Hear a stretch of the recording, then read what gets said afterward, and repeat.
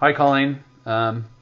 This is Timothy Booth, and I'm with the Toronto Art Orchestra, and we have a really cool show coming up on April 24th at Hughes Room, starting at 8:30. And also, I'm going to be doing a pre-concert talk at 8 p.m. Just to talk about the composers and players in the band, and maybe a little bit about the singers as well. So today I have with me Colleen Allen, who is playing. You're playing lead alto, right, on the show, and we're just going to have a little chat about a little interview with her. And you had a project just recently that you did. Do you want to talk a little bit about that? You mean the 1959 show? That Yes. one? Yes. Yeah, that was it was such a great daunting task in terms of the honoring of the music and that year 1959 and the recordings that were made in that year.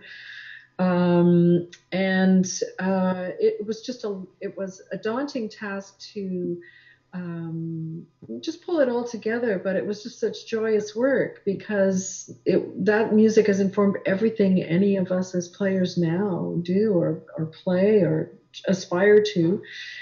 Came out of certainly that era of jazz music and the groundbreaking, innovative work of those artists. So yeah, so that was really great, and wonderful musicians, and it was great for me to have to transcribe everything. So I got really inside the different minds in terms of Mingus as an arranger, and listening to Miles Davis, and just listening to different ways of approaching combining horns to make a sound that becomes that sound. Such a unique and recognizable thing. So it's been great, just for my curiosity and for my musicianship. Everything has been really, really fun to do. Yeah. And like, Who was in the band? so Tara Davidson on alto saxophone, Williams Brandy on trumpet, Kelsey Grant on trombone, and then Ross McIntyre and Eden Ardelli and Adrian Ferrugia on Oh, what a piano. band! Amazing band. So Yeah. So Ross is going to yeah, be with us. when I Ross is going to be with us on this show, um, great, because Duncan couldn't do it. And right. yeah, Kelsley is an old friend from Montreal days when I lived in Montreal. So Right. yeah, uh, wow, what a killer band. Yeah. Yeah. Well, a killer band, and this my dear friend Rob Pilch said to me about Miles Davis's band. He said the thing that was so interesting about that band is that they all sounded so different, Hmm. and it's true. Think about you such recognizable voices, and so when I asked these group of players to join me, I sort of was thinking about that, thinking about each one of them has their own projects and does their own thing, and they all sound completely their own as well. So I was really excited to hear what we would sound like as a group too, which was really good. So Speaking of diverse, one other thing I wanted to touch base with you about is just what's your impressions of our band, and some of the music we're playing, and what you felt about that. We got the well, it's such an incredible body of work, and it's a very different experience to be listening to the music. I've seen Maria a few times, and well, one, she's so eloquent, and she's so capable of describing her intention of what the music is and where it comes from. And so you get this sense, which I enjoy when it's instrumental music. It's great to have context. And then you hear the music and you think, oh my God, how did she make that happen? And then, hmm so being inside it now, being in the band, it's super challenging to hmm play individually, and it's extra challenging to play in terms of an ensemble because this is like post Gil Evans and the Bob Brookmeyer music too. Of course, is not written in sections so much as collections of instruments and sounds. So lead Mm-hmm. alto is going to be matching up with the flugelhorn maybe, and maybe it's the guitar as opposed to the sax section playing a soli. So it's a different way of listening, and it's really challenging music, and it's gorgeous Mm-hmm. too. Yeah. It's beautiful. Yeah, I agree. The instruments are, yeah. When I uh, went to her concert and went to one of the rehearsals that she did when she was at U of T just a few years ago. Terry Promain was hosting her there, and I went to the dress rehearsal for the show and had a chat with her as well.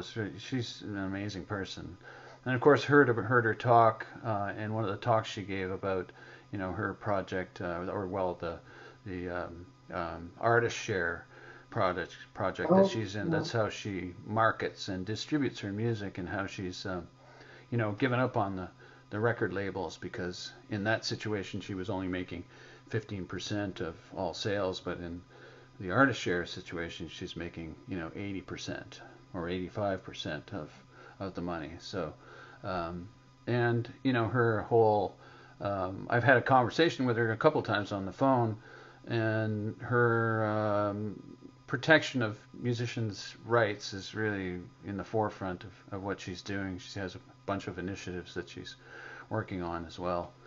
And then a connection to us, one of the arrangements that Bruce has done for Ballad of the Sad Young Men is a sort of a tribute to a big influence on Bruce's arranging style, and that's Gil Evans. So there's a connection all around for everything we're doing in the show, and I think I'm really excited about it, because I've always wanted to do this particular type of show, and her having worked as a copyist for Bob Brookmeyer at one point in her life is really a great connection as well. And like you said, that Hmm.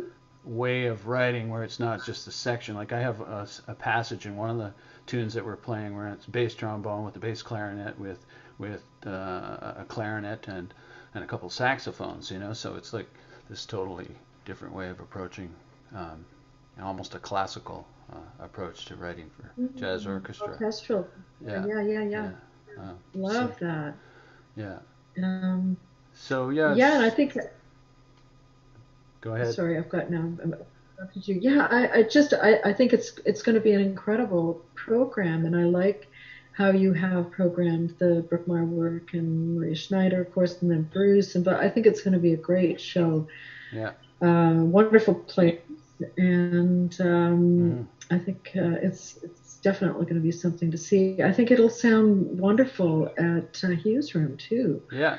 Yeah, it's a nice Uh, space. I mean, I was just there for Sundar's Avatar show a couple of weeks ago, and I've right. only ever been there once before, and that was for a performance of George Kohler and Andre Roy, a guitar player in Toronto. And so, yeah, it was really nice to see what they've done, and also the fact that they have a brand new chef there, Aidan Watson, and we had some of his food. It was fabulous, and they have a Mm. quite an interesting drinks menu as well. So I'm hoping people will be able to take advantage of that as well as seeing our show. And the setup of it is a really nice club concert environment where there's a stage, and then it's got what do they call that? Seating with different levels of seating. Yeah, they have a So lower level, and then they have like amphitheater style of what? like a mezzanine up Yeah, top, and that's where we were sitting. I found actually that was the best place to sit in, because you weren't so close to the band. yeah, But and the sound people were. I mean, such an acoustic sounding band, of course, but the sound people that work there are incredible, and you can come and have some dinner and have drinks and hear some great music. and then part of It's the like. yeah, and then part of the project that we're doing as well is this new service that we're developing through jazzovation.org, which is a live video streaming service for jazz. So this is actually our first test of the proof of concept, if you will, for this idea that we have of doing live video streaming, trying to get jazz, especially Canadian jazz, out to a wider audience through the internet and Facebook, etc. So I'm pretty excited about it all. We have Brian Chawley, do you know Brian? He's Yeah, You're fine. Yeah. yeah. He's got all the gear and he's ready to go. And I've seen a lot of his work, and it's beautifully done. And he has 3 remote cameras, and he's got about $50,000 worth of gear, so that should be an exciting part of it as well. Yeah. It's such a great idea, and there's the wider audience for sure, and then my family's all out on the West Coast, so they're going to be able to tune in Hmm. and see some great music, connect the So country. yeah, yeah, that's what we want to do is bring people into the experience, and the ability for people from around the world really to be able to check it out and see what's going on in the Toronto scene, but not only Toronto, but all of Canada as well. So Right. so I think we'll sort of sign off there. It was great speaking to you, and once again, I'll say our show is April 24th at Hughes Room.